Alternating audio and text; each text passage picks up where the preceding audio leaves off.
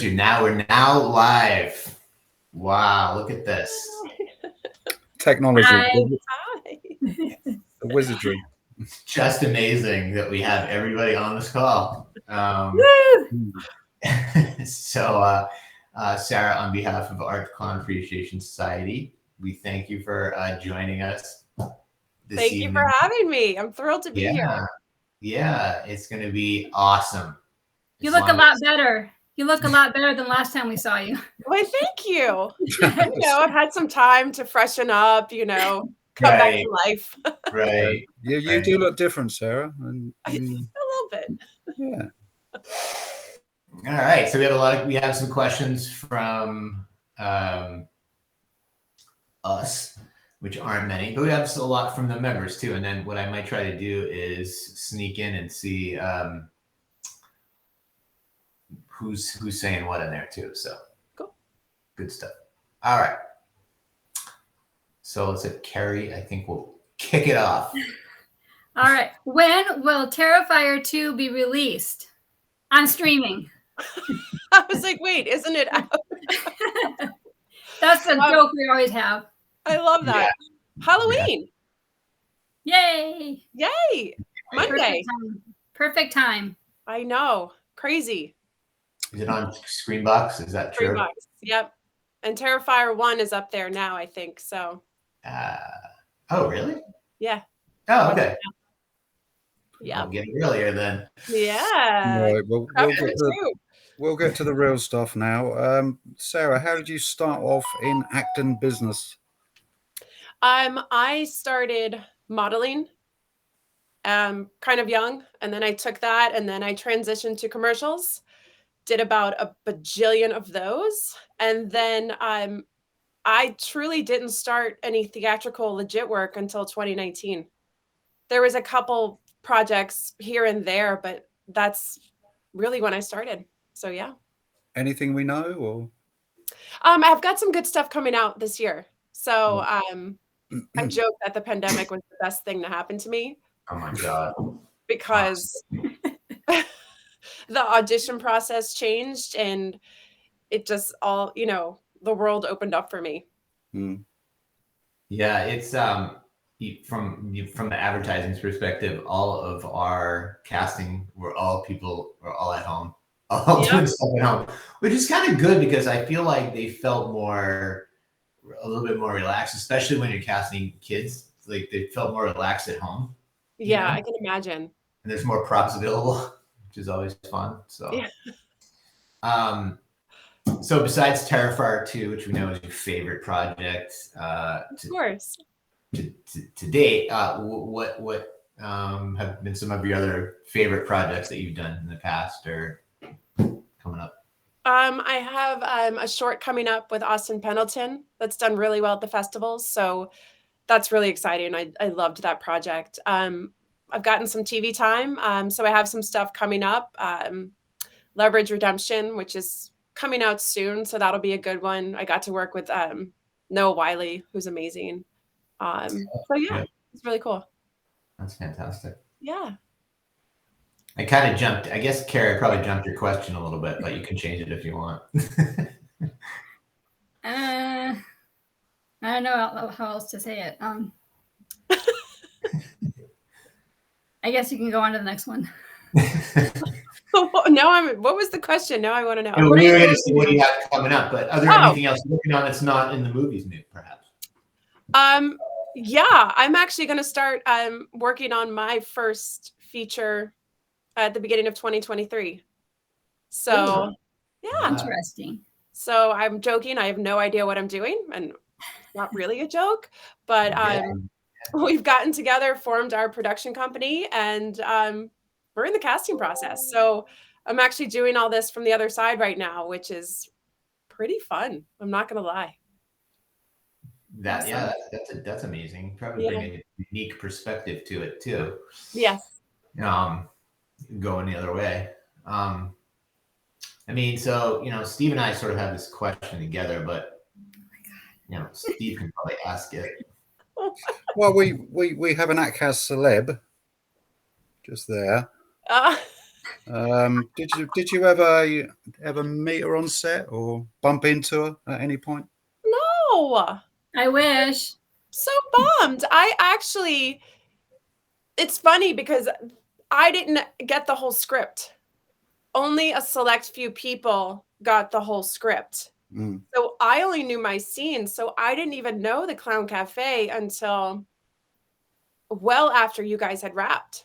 And when I saw it, Damien showed it to me and I was like, oh my God, it's amazing. It's such a good scene. Such a good scene. It was Now, fun. Carrie, talking of the Clown Cafe. Yeah. Sarah, do you ever sort of sing that in your head constantly? I did. I sang it for like 3 days straight, and I texted Damien, and I was like, "It won't stop." He's like, "It never will." And I was like, "Oh, so this is the haunting." It doesn't stop. Yeah, a lot of people are singing it. It's so. You just have to learn it and just learn the words and just let it go. Just sing it every day. Yeah, why not? I mean, it's catchy. Someone did a great meme. Someone put a great meme in the group about like, oh, just like me. It was like, it was like Sienna at their cash register. And it was like me going about my business or whatever. And then it was the first line from the Clown Cafe song. Next are the clown in the background. Like all of a sudden out of nowhere, like that song just goes amazing. Like, you're gonna be in Starbucks one day and it's gonna start playing. And I'm gonna go, ah! Ah! People are do that now. People know though. Good stuff. All right, so we're going to get to some member questions here. So a lot of members asked somewhat similar questions, so we try to consolidate them down. So hopefully everybody that we read gets an answer. And so this one is from Katrina Romero, and she asks, this is a two-part, are you a fan of horror films? And if so, which are your favorites? I wouldn't say I'm a fan of horror films. I like them. I've never been fully immersed in the genre. Mm-hmm. With that being said, one of my favorite is Babadook. Oh, it's a good one. Yeah. I like that one. I like sort of psychological, mental sort of. I like to watch people have mental breakdowns. So if there's a horror movie along those lines, I'm gonna like that. Yeah. There's a lot of good ones in that genre. Is that me? I better put my glasses on. Wake up, Steve. Yeah, it's late here. Right. Where are we? Right, we've got Bronson Clark.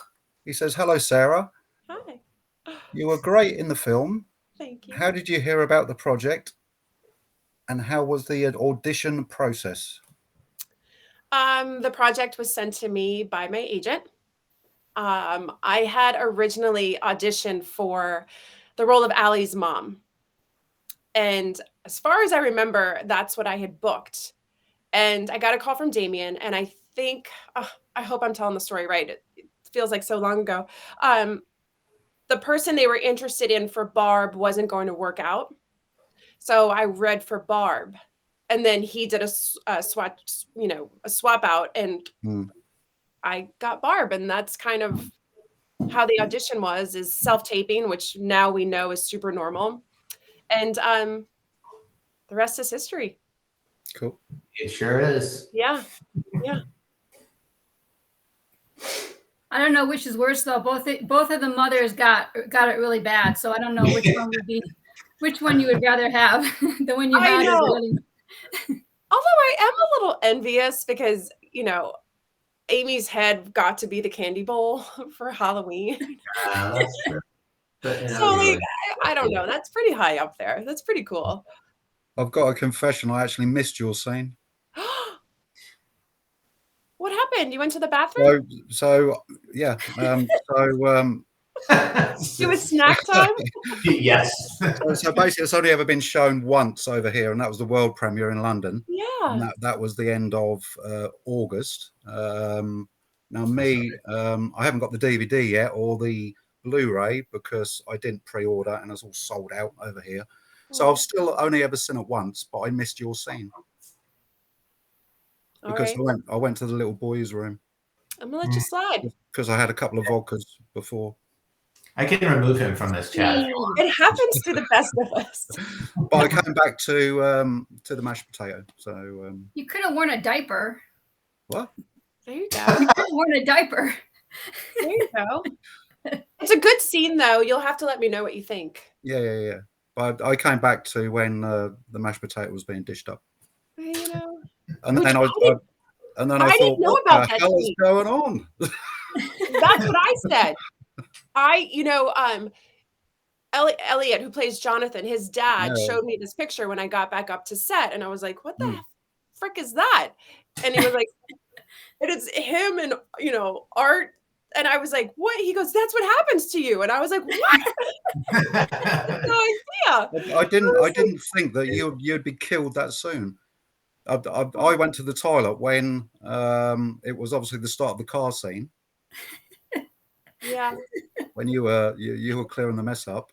You didn't think at that moment that anything bad might happen. Exactly. Yeah, I thought, well, this is not going to be a pinnacle moment, but obviously it was. Yeah. Well, but when you got to go, you got to go. What can I say? All right, moving along. This is from Montavious Parker. While reading the script, what made you finally decide, yeah, I want this role? Probably not that scene. The potatoes. No, I'm telling you, I didn't know about that. All that I got were my scenes. And that is all that I knew of Terrifier. So a nice little surprise for you. Okay, big surprise.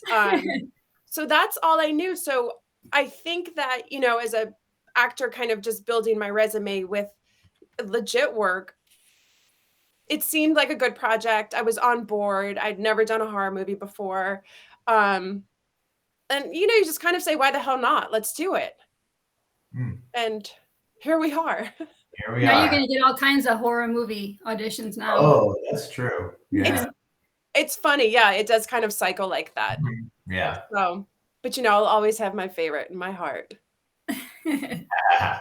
Well, that's a good segue. So, Kayla Farwell asks, what was your favorite part of playing Barbara? Oh, Barb. She Little was just, Barbara. oh God, she was just so unhinged.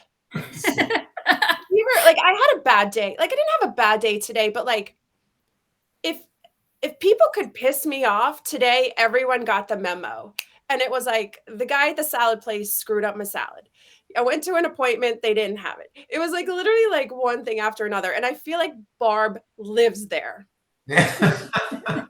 And her salad is always messed up. And that's what was really fun about playing her is she's so you don't know where she's going to go.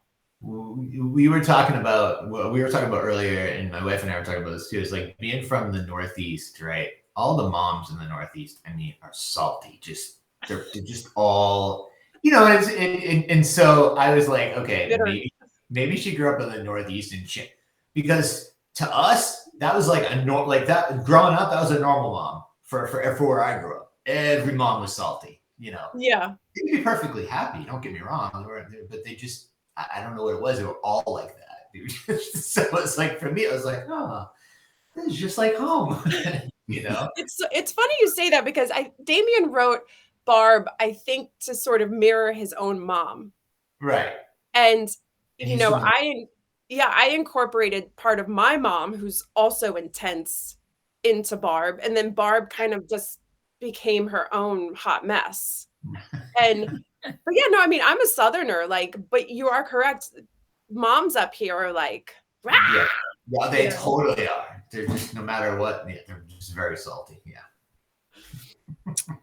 Right, this is from Gabrielle Rubin. That's a two-part question. I think, Sarah, you've got to think as Barbara with these questions. Oh, okay. Okay. Wait. Barb's ready. Barb's ready. Okay. The first one is, what do you think would have happened if Art didn't kill you in the garage? Oh, and I would have fucking destroyed him. Absolutely. He messed my kids up. Are you kidding? You'd have sprayed him. I would have sprayed him. Yeah. I would have taken him down. Yeah. That's a It would good have been argument. it would have been a good battle. There's a Yeah. hacksaw hanging on the wall there. Did you notice that? There's a Ye- hacksaw hanging on the wall in your garage.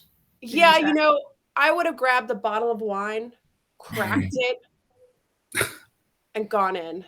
I probably would have lost, let's be real, but I would have fought. Probably. You gave Yeah. it a shot, though, didn't you?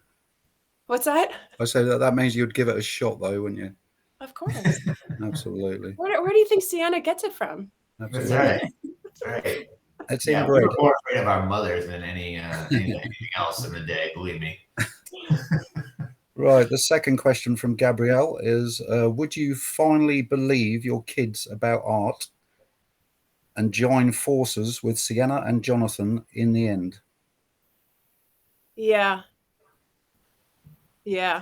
Had you not been killed? I mean, how could I not? Mm. But I think Barb might go overboard with it. I don't think anyone wants to give Barb the sword. Like No, she had a lot of energy. she would just fuck shit up. She had a lot of energy she needed to get rid of. She's got like, years of pent up anger that she's got to take out on someone. And poor Jonathan, I mean, he's just the brunt of all of it. I just felt bad that you weren't able to make up with Jonathan. Like you made up with Sienna, but you weren't able to make up with Jonathan. Last thing you heard was him call you a bitch. Yeah, you know what? It's really interesting to watch because it's almost like I never even talk to Jonathan or acknowledge him. Like Barb's world is, I make cheek contact. But I felt like Barb's world was Sienna. And I don't know for whatever reason, but yeah. Was it like trying to keep her in this like out of trouble, or what was her sort of? I think there's some parental protection there, but I also think that maybe Jonathan reminded Barb too much of the husband. I really think that there was just some deep cut there where she couldn't even look at him because it was like it was pain. That's what she saw in him was pain. Interesting. Yeah. So you being the wife of the husband, can you tell us more about the husband, or? Can you? I don't. Nobody knows. Just a little. Damien knows. Damien knows. That's it. Well, Tim was lovely. He liked long walks in the park, and I don't know anything. He liked to draw. He liked to draw. Yeah. Cool. No, I think that's it for Gabrielle. All right. Next question. It's from Lindsay Alley. How does it feel to be a part of the most iconic mashed potato moment to ever hit the screen? Really, though, you were so awesome as Jonathan and Sienna's mom. Thank you. Feels good. I love it. I love it. It's great. I think it's so fun. It's never been done before. It's just so funny and ridiculous. And those were Phil's mashed potatoes, and they were really good. Just for the record, they were really good. I love it. I think it's going down in history. It's just so good. It's so good. I agree. It's creative. This comment is sort of just building on the last couple of them because, as you know, everybody, the whole thing a couple of things have taken off since we've so we talked to Olga and we were talking about the Daisy sunglasses. So that has a life of its own. And now this mashed potato thing has a life of its own. So I feel like it was really, really creative. You talked a little bit earlier. This question goes back to that a little bit. It's from Mike Cappy. He says, how happy, were you happy with the mashed potato scene turned out?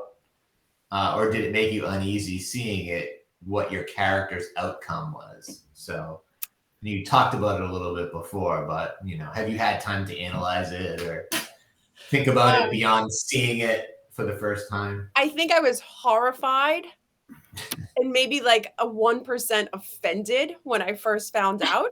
Yeah. Because I was like, that's just so disrespectful to Bob. But now I'm like, it's just brilliant. It's just so good.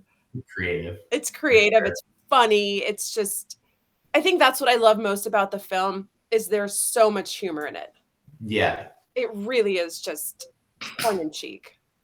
To me, it seemed like a little bit of a get back at Barb. Like, you know, if you could almost hear Barb like laying into like, you know, earlier, like when they were younger, like you're not leaving this table if you finish those mashed potatoes, right? So it's a little bit like, it was probably going back to like a little bit of retribution for anybody who had to sit at the table and eat there whenever.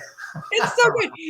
It's like you're laughing about that. My mom is trolling me now with mashed potato. I love it. She's awesome. Good for her. She keeps it up. Send your mom all the mashed potato memes. I know, right? She's like, no, I know what I'm serving when you come visit. And I was gonna say Thanksgiving will be fun this year. Yeah, right. I think the glasses have gone down now, and the mashed potatoes definitely gone up. I think so. Oh, I think so. Touching. Thank you. I know. Yes. What an Oscar speech. Although, you know what's really sad is I don't think Barb's bust could be saved because she started to stink from all the potatoes. So I don't know if there's much memorabilia there. No. Just a memory. Right, we've got Chandler Graham now. Do you think Art took it easy on you compared to the other kills in the movie? Yeah. Yes. Yeah, it was quick, wasn't it? It was just a one trigger pull. Yeah. Everybody else got mutilated. I didn't. I got to shoot too. So yeah. I mean, that scene's amazing. So good. Carrie was first in line for that too. That was amazing. I love it. Most of the bullets, I bet. I did. I took it off for the team. I love that scene. I can't wait to watch it at home and be like, my husband loves that my blood hits the guy behind me. That's really good. He loves that. Sharing is caring. It is. I didn't get to see so I got to see sort of the setup of so I got to see Allie's scene, Casey's scene. I got to see the chase and all that stuff, but I didn't get to see the full kill. So it was like a surprise to me when it came out. I was like, oh my god. I saw that for the first time in Austin with everyone, and it was insane. I remember I just leaned over and I looked at Jamie and I was like, what the fuck is wrong with you? We love it though. We love it. Of course. It was great. But I literally was like, what? We just kept going and going and going and going. And going. Somebody says in the group that's because we really couldn't wait to shoot Carrie, but I can't see who it was. I'm guessing it was Phil. It's probably my husband. He's supposed to be working. Phil's in there causing a little bit of trouble. He says, hi, Phil. He asks, who's your favorite producer named Phil Falcone? Oh. That narrows it down really, really close. Yeah. I guess Phil for the win. I was going to say something. We love Phil Phil. for the win. We had him and on also, here. the chicken cutlets are Phil's chicken cutlets. Okay. He was basically catering also. So when I had those chicken cutlets and I cook like they're really good. Really good. Really good. Like I wasn't saying that. Like I cook and No, they were really good. They were really good. I know. A man of many talents. Yep. Phil Falcone. He wears many hats. He does. He does. All right. Last question by Tom Handy. Did you think this movie would have as much of an impact as it does? No. And I'm just so freaking excited for all these guys that came together and made it. It's a game changer. You couldn't ask for a nicer group of people to work with, to work for. I just couldn't be more thrilled for them and for David and Lauren and, Elliot and Dave, all of them. I think it's wonderful. Well deserved. Well deserved. Well deserved. Yeah. Because, to do what they did on the budget and the film is really freaking fun. And I think part of its appeal is I've seen it like 4 or 5 times now. I find myself gravitating towards a different character each time. And I think that's part of its charm is like it's like when you watch Friends over and over again, you start to like different characters. And I feel like the same thing is happening with this film, and the fans are just really responding. What'd you think of that selfie guy? The selfie guy, wait. Rick. You don't remember, do you? She wasn't in the club. She was trying to prevent her daughter from going to the club. I wasn't in the club. Who's the selfie guy? Rick Szynski. He took a picture of himself with Sienna. Oh, you see, there's so many scenes. Yeah, girl. Oh, I remember that. That's so cool. Yeah, no, I wasn't there for any of that, unfortunately. Yeah. I can't see people's names, but there's a couple extra questions in here. Sarah, did you need head casting for your death? Yes. Oh, and how did you find the process, if so? Frightening. That was the first time I met Damien and Phil. And I was put into a bald cap and 20 pounds of goo was poured over me. And I think I had a straw in my nose or my mouth to breathe. Oh, right. And then they were like, if you panic, just wave your hand and we'll crack you out of there. And I was like, claustrophobic. Oh, like seriously, like I went to the darkest place of my life. I was like, don't think, don't panic, don't breathe, just don't do anything, Sarah. Like that's all I kept thinking. And there she is. She was born. They probably went out to lunch. They went to lunch while you were sitting there with that in your head. They were like, you know, lunch. They did. They're like, I wonder how long she can take it. A question for you, Carrie. Someone's asking if that's Ronnie behind you. No, it's my other guy. It's a man. Well, that was awesome. I mean, this was so much fun. I really appreciate you taking the time to come on, and we even got a bunch of extra questions in here.